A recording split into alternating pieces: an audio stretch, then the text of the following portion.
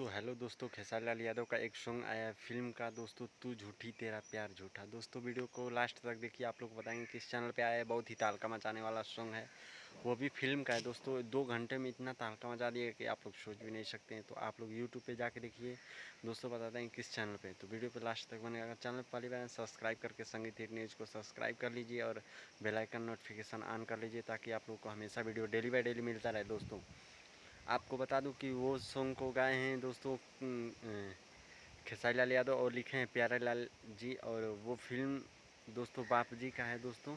और उसमें बतासा चाचा एक्टिंग किए हैं, बहुत ही मतलब बुढ़ौती में वो शादी की हैं।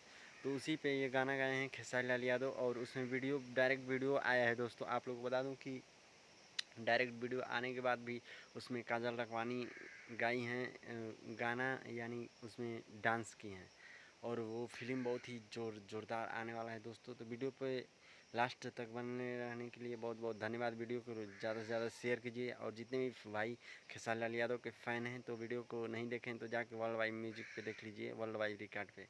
और हमारे चैनल पे संगीत हिट न्यूज़ पे इसी तरह का न्यूज़ हमेशा डेली बाय डेली मिलता रहेगा। खेसारी लाल यादव जिनके भी फ़ैन हैं, आप लोग चैनल को सब्सक्राइब कर लीजिए। डेली बाय डेली आप लोग को इसी चैनल पर न्यूज़ मिलता रहेगा। धन्यवाद।